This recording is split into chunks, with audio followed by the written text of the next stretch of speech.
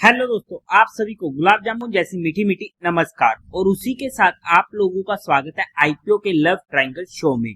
एक और mainline IPO back to back आने वाला है पीएन गार्जिल ज्वेलर्स का, जहां पर हमारे पास 4 मेनलाइन आईपीओ हो चुके हैं बैक टू बैक। और ऐसे में हमारे फंड्स को प्रॉपर्ली हमें एलोकेट करना पड़ेगा, किस तरीके से कौन सा आईपीओ अच्छा है और कहां पर हमें मिलने की पॉसिबिलिटी ज्यादा होने वाली है।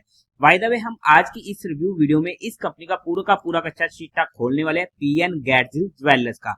अगर मैं स्टार्टिंग में इसमें अपने पर्सनल डिसीजन की बात करूं तो फिर से एक इंटरेस्टिंग आईपीओ होने वाला है, जिसे हम डिटेल में स्टडी करने की कोशिश करेंगे। बट आप लोग एक बार इस वीडियो को देख लीजिएगा, समझ लीजिएगा, फिर अपने रिस्क रिवॉर्ड रेशियो और माइंडसेट के अकॉर्डिंग अपने फाइनेंशियल एडवाइजर से कंसल्ट करके कोई फाइनल एक्शन बनाइएगा। उसी के साथ साथ आप लोगों को म्यूचुअल फंड में या इंश्योरेंस सेगमेंट में किसी भी तरीके की कोई भी हेल्पलाइन की जरूरत है, जहां आप लोग चाहते हो कि being a mutual fund distributor हम आप लोगों का पैसा मैनेज करने में आपकी हेल्प करें, चाहे वो SIP हो, STP हो, SWP हो, या बूस्टर STP हो, या लमसम अमाउंट हो, तो आपको डिस्क्रिप्शन में मेरा फोन नंबर मिल जाएगा। आप मुझसे कांटेक्ट कर सकते हैं, आपकी क्वेरी को जल्दी से जल्दी सॉल्व कर दिया जाएगा।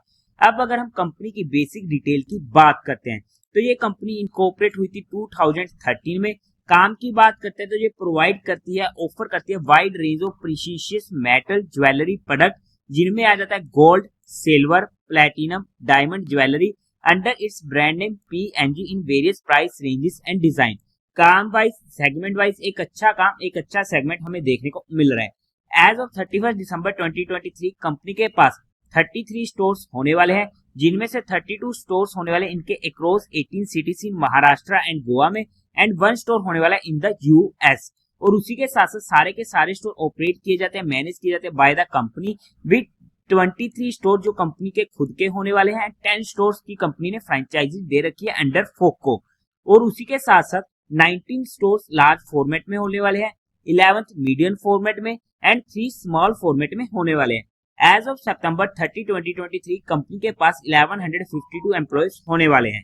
अब अगर हम कंपनी के कुछ इंटरनल रिस्क फैक्टर की बात करते हैं तो वहां पर कंसंट्रेटेड रिस्क होने वाला है। मतलब कि कंपनी का मेनली बिजनेस अगर आप चेकआउट करोगे तो महाराष्ट्र में 6 मंथ में 2024 फाइनेंशियल ईयर के 95% का रेवेन्यू जनरेट हुआ है, जिसकी वजह से अगर महाराष्ट्र में कभी भी कुछ भी होता है तो वहां पर कंपनी के ऊपर इफेक्ट देखने को मिल सकता है।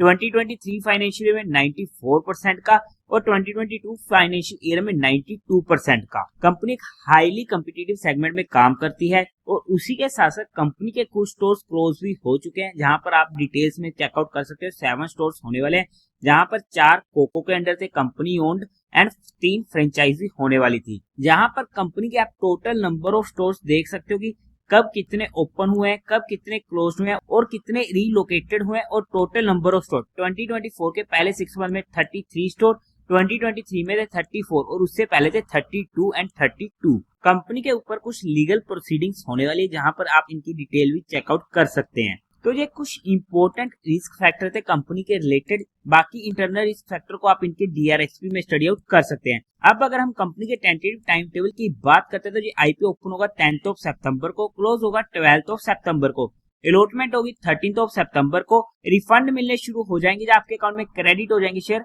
16th ऑफ सितंबर को। टेंटेटिव लिस्टिंग डेट होने वाली 17th ऑफ सितंबर की। फेस वैल्यू रहेगी 10 रुपीज पर शेयर की। प्राइस बैंड होगा 456 से 480 रुपीज पर शेयर का। 31 शेयर्स का एक लॉट होने वाला है। टोटल इशू साइज है 1100 करोड़ का, जिसमें से फ्रेश इशू रहेगा 850 करोड़ का और बाकी रिमेनिंग 250 करोड़ का होने वाला है। OFS, BSE, NSE दोनों पर ये IPO लिस्ट होने वाला है। कोटा की बात करते तो क्वालिफाइड का 50% का, रिटेल में 35% का और HNI में 15% का होने वाला है। लॉट साइज में रिटेल कैटेगरी में एक लॉट पड़ेगा 31 शेयर्स का, जिसकी अमाउंट पड़ेगी 14,880 रुपीज की। स्मॉल HNI में मिनिमम 14 लोड्स के लिए अप्लाई करना पड़ेगा, जिसकी अमाउंट पड़ेगी 2,08,320 रुपीज की। बिग HNI में मिनिमम 68 लोड्स के लिए अप्लाई करना पड़ेगा, जिसकी अमाउंट पड़ेगी 10,11,840 रुपीज की। अगर हम कंपनी के प्रमोटर्स की बात करते हैं तो वहां पर Saurabh Vidyagar Garjil, Radhika Saurabh Garjil, SVC business trust company के प्रमोटर होने वाले। प्री इश्यू होल्डिंग थी 100% की। अब अगर हम कंपनी के मेन मुद्दे की बात करते हैं, यानी कि कंपनी के फाइनेंशियल की, तो वहां पर सबसे पहले टोटल असेट 2022 में थे 1110 करोड़ के, जो इंक्रीज होते थे 1464 करोड़ के पहुंच चुके हैं 2024 तक। एक डिसेंट ग्रोइंग रेट होने वाली है। रेवेन्यू 2022 में था 2586 करोड़ का, 2023 में 4559 करोड़ का एंड 2024 में 6119 करोड़ का। फिर से अच्छी ग्रोइंग रेट होने वाली है। प्रॉफिट आफ्टर टैक्स 2022 में था 69 करोड़ का, 2023 में 93 करोड़ का एंड 2024 में 154 करोड़ का। फिर से अच्छी ग्रोइंग रेट होने वाली है। नेटवर्थ 534 करोड़ की, टोटल बोनस कंपनी के पास 396 करोड़ की होने वाली है। ओवरऑल में अगर हम फाइनेंशियल चेकआउट करते हैं तो अच्छे फाइनेंशियल हमें यहाँ पर देखने को मिल रहे हैं। अब अगर हम बात करते हैं क्यों आ रहा है ये आईपीओ, तो वहां पर इनको फंडिंग एक्सपेंडिचर की रिक्वायरमेंट है ताकि ये सेटअप कर सके 12 new store in Maharashtra. Obviously एक ऐसा पॉइंट होने वाला है जिसकी वजह से हमें कंपनी के ऊपर एक अच्छा इंपैक्ट देखने को मिल सकता है अगर यहाँ पर न्यू स्टोर्स ओपन हो जाते हैं। सेकंड, इनको रीपेमेंट करनी है अपनी कुछ बोरिंग्स की। Third, general corporate purpose.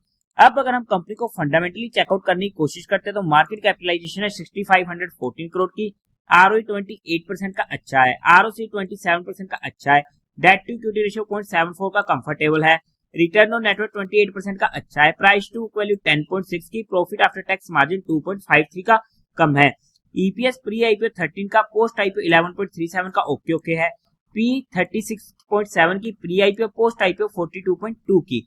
अगर हम ओवरऑल में फंडामेंटल्स की बात करते हैं तो अच्छे फंडामेंटल हमें यहाँ पर देखने को मिल रहे हैं।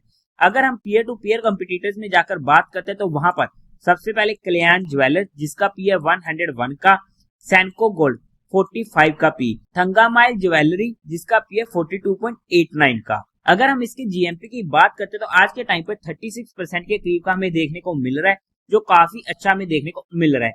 अगर हम बात करते हैं वैल्यूएशन की according to 2024 financial year data, तो उसके बेस पर ना ही ये आईपीओ सस्ता रहा है ना ही महंगा रहा है, ओके ओके वैल्यूएशन पर हमें ये देखने को मिल रहा है। तो मेन दिक्कत है किस किस आईपीओ में अप्लाई करें, वहां पर हमें प्रॉपर्ली हमारे फंड को मैनेज करना पड़ेगा। खैर अभी उसमें 2-3 दिन पड़े तो वहां पर हम प्रॉपर्ली मैनेज करने की कोशिश कर लेंगे अपने फंड्स को। बट हमने यहाँ पर किसी भी तरीके कोई भी इन्वेस्टमेंट टिप या एडवाइस नहीं दिया है, हमने सिर्फ कंपनी को education and learning perspective study किया है। फिर भी आप लोगों को कोई भी एक्शन लेना हो या कोई भी काम करना हो तो एक बार अपने फाइनेंशियल एडवाइजर से कंसल्ट करके ही कीजिएगा। तो देवी और सज्जनों, उम्मीद है आप लोगों को ये वीडियो अच्छी लगी होगी, तो इस वीडियो को लाइक कीजिएगा, शेयर कीजिएगा और साथ ही साथ चैनल को सब्सक्राइब करें। हर हर महादेव।